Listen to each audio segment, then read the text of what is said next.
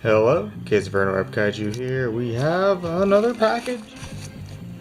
It is War God, number limited edition from Gold Ninja Video. I got 256 out of 300, so they are almost out. This is not a remaster, it's just the best they could find put onto a disc. Also includes the ginseng monster, the three-headed monster. Ginseng King, that's the other name of it.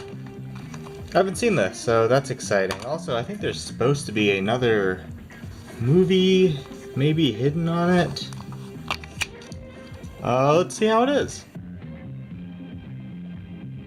War God is a 1976 kaiju film from Taiwan. Weird happenings such as scorching temperatures, gravity temporarily being nullified, time reversal, and eventually the disappearance of the sister in the main family.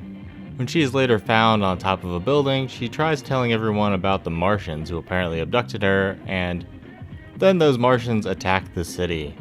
The dad of the family has been sculpting and painting a portrayal of the titular war god. The brother, if you were wondering, is a scientist. One hopes the war god will protect the city, as the other tries to invent a way to defeat the Martians. I really like the music, lots of groovy bass lines. The miniature sets are actually very well done. Sometimes the only reason I knew it was fake was the lower quality flying saucer floating about. The scenes where buildings are destroyed are really good. There's a lot of explosions and they normally look great. Look at this drawing of the Martians. Good. The Martians themselves look fairly silly, but I dig their designs. Effective and memorable. I'm not normally a fan of giant human-like entities in kaiju movies, but the War God and the Martians are fine with me. The final Martian running around carrying his head made me laugh. Also, I like how futuristic the science lab is. Pool scene is cool. Burning rain comes down and then the whole pool starts boiling, then thankfully stops, and odd colored, I guess, ice blocks are there. Regardless of what actually happened, it grabbed my attention with its imagination and concept and how it was brought to life on film. There's tons of stuff flying around, from the saucer to the buildings that the Martians can move without physically touching them, but no visible wires. Surely the video quality helps hide them, but just thought I should mention. This fake running is bad.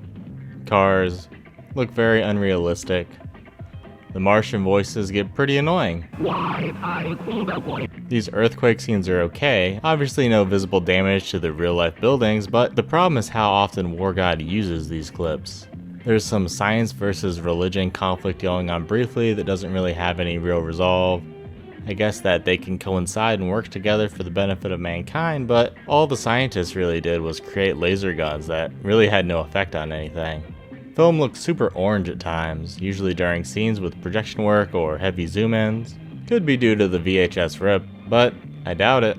I thought most of the civilians evacuated after the first fight, but the next day there's tons of people still in the city, which has noticeably less destroyed buildings. Surely people didn't rebuild them in a day while knowing the Martians would be back as soon as the sun rises. Most of the cons I just mentioned are minimal and I can easily forgive or ignore, but the main con is that the War God Martian fights aren't actually all that good. Most are very slow with lots of obvious no contact hits.